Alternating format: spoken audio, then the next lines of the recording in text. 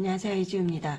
열보험 실전 이론 심화 과정 2강을 시작하는데요. 이번 강의는 제가 미용 시술학 기초 과정에서는 꼭 반드시 듣고 들으시면 더 이해가 좀 높을 겁니다. 모발의 구조라든지 기본적인 결합에 대해서 제가 자세히 설명을 강의를 했기 때문에 이번에는 조금 다른 방식의 분자 구조를 조금 더 쉽게 풀어 드리려 합니다. 왜냐하면 제가 보통 일반적인 강의를 할 때는요, 분자 구조라든지 우리가 불필요한 이론은 제가 배제를 시켰습니다.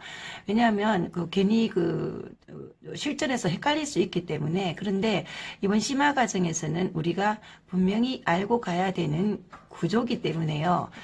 조금 어려울 수가 있습니다. 그런데 굉장히 쉽게 이해를 돕기 위해서 제가 설명을 굉장히 쉽게 할 겁니다. 그래서 집중을 하시고 듣기 바랍니다. 이번에는 첫 번째는 쉽게 푸는 분자 구조. 우리 모발이 어떤 분자로 이루어져 있고 어떻게 모발은 분자가 만들어서 결합이 어떻게 돼 있다는 거는 분명히 아셔야 되기 때문에 그것을 집중적으로 설명을 하고요. 그리고 두 번째, 건강한 살롱화학 시술의 개념 정리를 할 것입니다. 굉장히 중요한 문제이기 때문에 이 두 가지를 이번 2강에 들어갈 건데요. 그러면 자, 들어가겠습니다. 여기 보시면 우리가 모발과학 이론을 공부하신 분들은 기본적으로 이 정도는 아실 겁니다. 그런데 모발과학 이론을 공부를 하고 모발과학 책을 읽어서도요, 제대로 정립을 시킨 분들이 별로 없다는 것입니다. 왜냐하면 분자 기호라든지 분자식이라든지 그리고 또 발음이라든지 이런 부분에 굉장히 헷갈립니다. 그래서 제가 굉장히 쉽게 설명을 할 테니까 이번 시간에 분명히 아미노산 구조와 분자 구조에 대해서는 우리가 숙지를 하고 넘어갑시다. 자, 여기 보시면요. 이게 뭐냐면 우리가 분자 기호라는 것이 있습니다. 분자 기호라는 것은 뭐냐면은 우리가 이런 분자를 세계 공통적으로 이렇게 표기하자고 약속한 것입니다. 다시 말하면 질소는 N으로, 황은 S로, 산소는 O로, 탄소는 C로, 수소는 H로 이렇게 약속한 분자 기호입니다. 그런데 이것은 뭐냐면요, 우리 모발은요, 질소, 황, 산소, 탄소, 수소라는 구성이 있습니다. 원소라고 할 수 있지, 그죠? 그래서 요거로 모발이 이루어져 있기 때문에 요 분자 기호를 기억을 하시고요. 자, 보시면 이렇게 그림을 보시면 이렇게 이루어져 있습니다. 색깔을 제가 이렇게 맞게 그려놨기 때문에 이런 식으로 이루어져 있고요. 자, 여기 보시면은 이게 모발 아미노산이라고 구조입니다. 자, 그러면 도대체 모발에 우리가 보면 강의를 듣고 하면 모발에 아미노산 구조가 18가지다, 단백질이 어떻다, 이런 설명이 굉장히 많은데 굉장히 좀 헷갈리잖아, 그죠? 제가 설명을 하자면 우리가 보면 우리 몸을 이야기를 하자면요, 몸을 가장 작은 분자로 분해를 시켜서 가장 최소 분자 구조가 아미노산이라고 합니다. 아미노산이 최소 분자 구조라고 할 수 있습니다. 다시 설명하면요, 우리가 인체 같은 경우에도 물질로 생각을 해보면요, 우리가 단백질 덩어리입니다. 근육이나 피부나 또 머리카락 이런 대부분이 단백질로 구성으로 조금 이루어져 있는데요.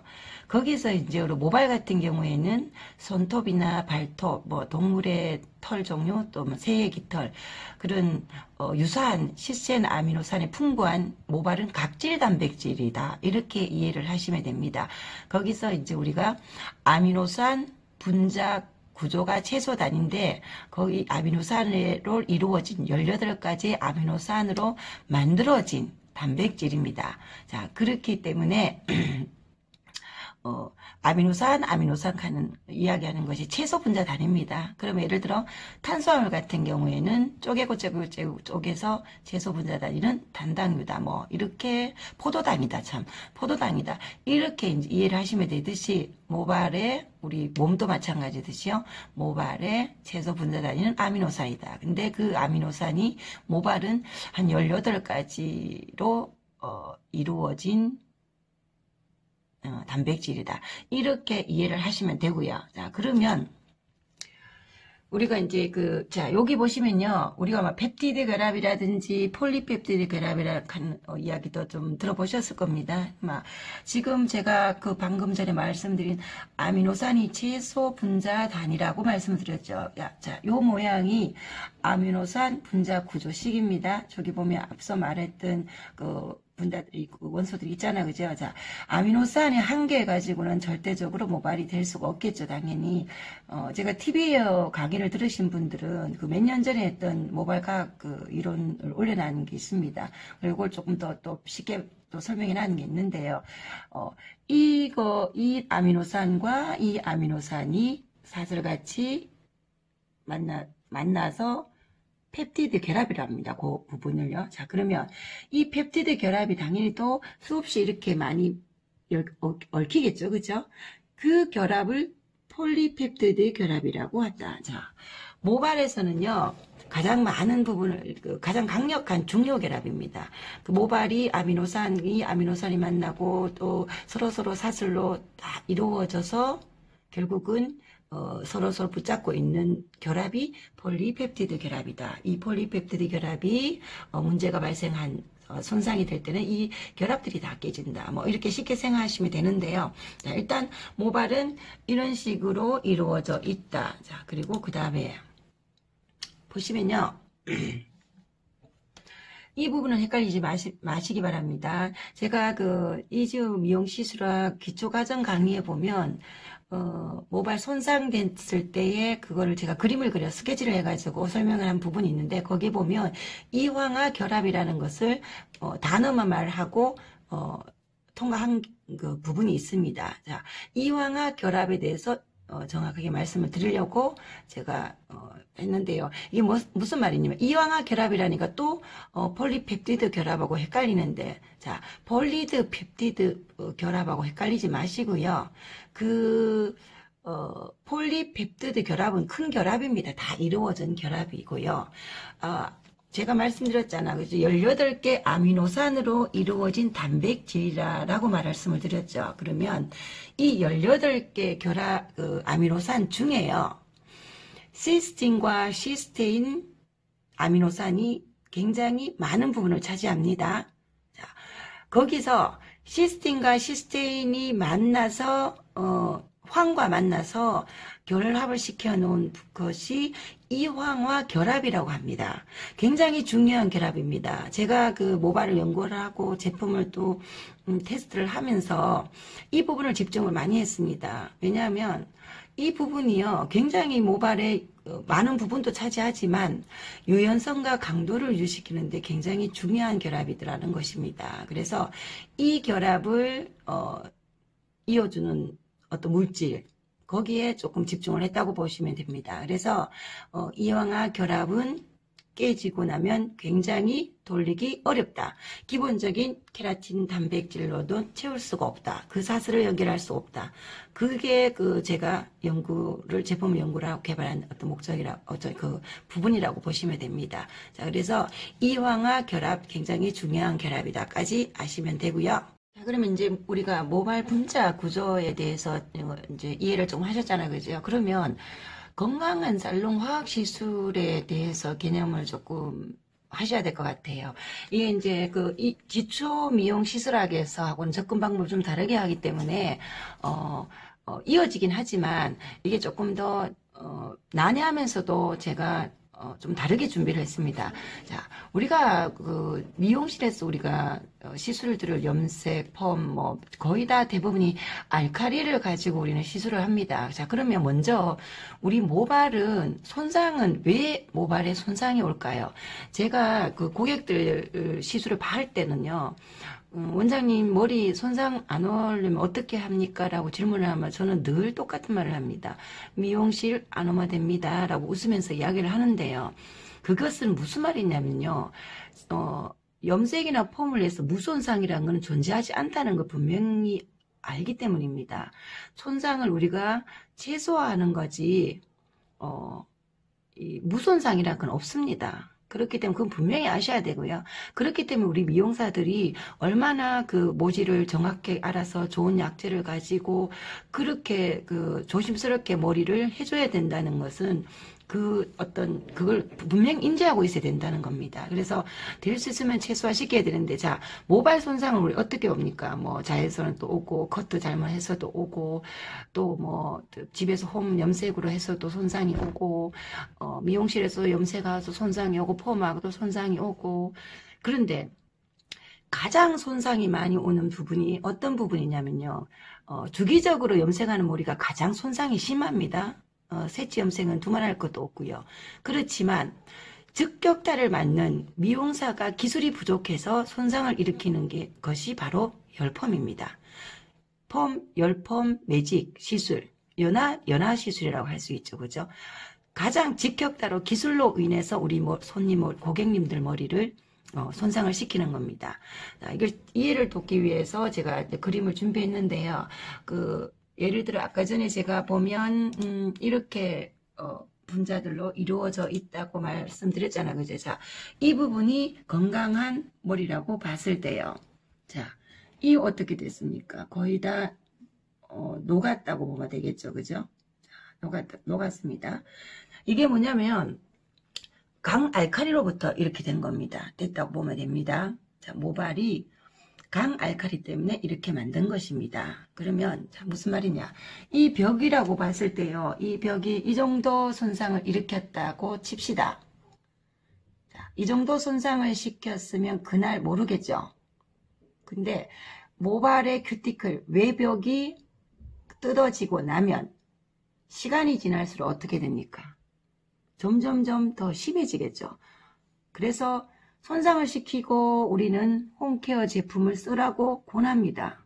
뭐 어쩔 수 없습니다. 홈케어를 해야 됩니다. 손상이 없는 모질은 없기 때문에 홈케어 관리 분명히 해야 됩니다. 고객님들도.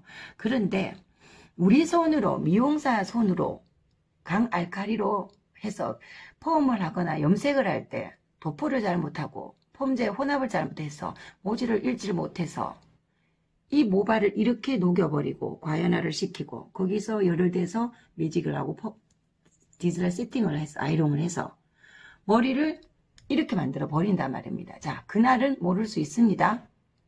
시간이 지나면 이렇게 됩니다. 자, 첫날 또 이렇게 하시는 분들도 있겠죠, 당연히. 그게 이제 녹고 태워버리는 경우입니다. 그래서 이만큼 굉장히 중요하다는 겁니다. 그래서 모발 복구라는 것은요, 시술을 할 때 손상을 최소화하는 것입니다. 그게 가장 중요한 것입니다. 그렇기 때문에, 제가 연구를 해보니까요, 과연 시술을 하기 전에 전 처리가 그렇게 중요하냐. 그건 어쩔 수 없는 차선책으로 우리가 선택할 수밖에 없겠지만, 그건 기본적으로 우리 기술을 근본적으로 해결할 수 있는 문제가 아닙니다. 무슨 말이냐면요, 펌제, 연모제를 모발에 도포를 할 때 큐티클을 지켜야 된다는 겁니다. 큐티클을. 이 큐티클을 지켜야만이 그 다음 올바른 시술을 할 수 있습니다. 그리고 시술이 끝나고서도 모발은 큐티클로 안에 단백질을 지켜주기 때문에 우리가 고객이 만족할 수 있다는 겁니다. 그런데 우리는 어떻습니까? 과연화를 시켜서 모발을 녹이고 또 중간에 단백질 케라틴을 또 바르고 pH 밸런스를 바른다 그러고 버퍼를 바르고 그거는 전혀 실술적으로 도움이 되지 않습니다. 그런 시술을 해왔습니다. 그리고 그날은 그냥 보냈습니다. 뭐 또 단백질 바르고 이렇게 해서. 근데 집에 가서 샴푸를 하니까 시간이 지나서 점점점 이렇게 되는 결과를 일으키는데 과연 그게 옳은 시술인가를 우리가 점검해야 됩니다. 그래서 제가 늘 말씀드립니다. 뭐 정말 원장님이 지금 시술하고 있는 잘하고 있는 시술이 정말 잘하느냐를 점검을 하시라는 겁니다. 왜? 모발을 건조를 시키는 모발 안에 있는 수분까지 뺏는 시술을 해버립니다. 우리가. 그리고서 그날 좋은 단백질이라고 많이 발라서 보내드립니다. 그 시술을 이제 하시면 안 됩니다. 그렇기 때문에 우리가 건강한 살롱화학 시술의 개념은 알칼리를 모발에 침투할 때 폼제 또는 연모제를 침투할 때 큐티클을 지켜야 된다. 그게 가장 중요한 키포인트입니다. 말하자면 그렇기 때문에 이걸 하나로 제가 연구를 했습니다. 우리가 펌제나 연모제를 침투시킬 때 큐티클을 지킬 수 있다면, 그리고 그 약제를 이동할 수 있는 물질만 있다면 하고 제가 개발을 한 것이 001인데요. 강의를 하면서 어떤 분은 그렇게 댓글을 달았더라고요. 그냥 미용 강의만 올려줬으면 한다는 말씀을 하던데, 아셔야 됩니다. 약제는 미용사에서 없어서는 안 되는 물질입니다. 그 약제가 좋은 약제가 분명히 우리한테 필요한 약제라면 그거를 위해서 연구를 했기 때문에 많은 미용인들의 숙제를 풀어줬고 지금 그렇게 다 쓰시고 계십니다. 001 하나로 큐티클을 지키기 때문에 물론 없어도 큐티클을 지키는 연화를 하시는 분 있습니다. 그런데 쉽지 않다는 겁니다. 많은 제품을 써야 되고요. 그리고 공정 자체가 그 근본적인 거를 해결할 수 있는 공정이 아닙니다.